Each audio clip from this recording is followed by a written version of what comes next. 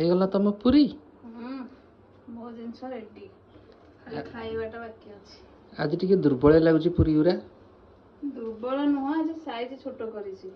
କିନ୍ତୁ ଏଇଟା ଦେଖ ଓହୋ ମୋ ଜିନିଷଟା ଦୁର୍ବଳ ଆଉ ତମର ଯୋଉ ଜିନିଷଟା କରିଛ ସେଇଟା ସବଳ। ଦେଖିଲ ମୋ ହାତ ବାଜିଛି ମାନେ ଜିନିଷଟା ପୁରା ଛାଡ଼। ଆଉ ନିଜ ପ୍ରଶଂସା କେତେ କରିବି। ମୁଁ ଖାଇକି କହିବି ନା। ହଉ ଖାଇକି କୁହ ମୋ ହାତ ରନ୍ଧା ତରକାରୀଟା ଭଲ ଲାଗୁଛି ନା ତମ ହାତ ରନ୍ଧା ପୁରୀଟା ବେଶୀ ଭଲ ହେଇଛି। କେବଳ ଗୋଟେ ଜିନିଷ ଖାଇଲେ ଭଲ ଲାଗିବନି, ଦିଟାକ ମିଶେଇ କମ୍ବିନେସନ କଲେ ସେ ଟେଷ୍ଟଟା ଅଧିକା ବଢ଼ିବ। ବୁଝିଲ? ସେଇଟା ଆମେ ଜାଣିଛୁ। ମୁଁ କହିଲି ତମେ ଖାଇକି କୁହ କୋଉଟା ବେଶୀ ଭଲ ଲାଗୁଛି। ହଉ ଦେଖୁଛ ତ ମୋ ପୁରୀ ଦେଖୁଛ? ସେମିତି ନୁହେଁ, ସେମିତି ଫୁଟାନ୍ତିନି। ରୁହ ହାତରେ ଦେଖା।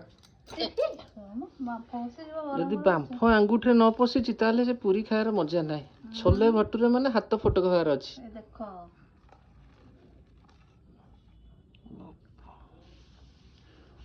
ଭଟୁରେ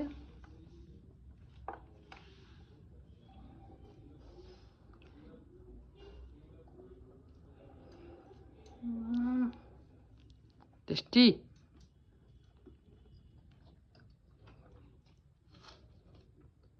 ओहो ଲାଗୁଛି पूरा पाटिरे मोर पानी आसीगला। ତ ମିସ୍ କରିଦଉଛ ନ ଖାଇଲେ। ब्यूटीफुल। ବାହାରେ ଦୋକାନ ହୋଟେଲ ରେଷ୍ଟୁରାଣ୍ଟରୁ ଆସିଦବ। କାଟି ଦବ ତ ମୁଁ ଜାଣିଥିଲି ବା। ମୁଁ ଜାଣିଥିଲି। ମିଶେଇକି ନା ନା ଏଇଟା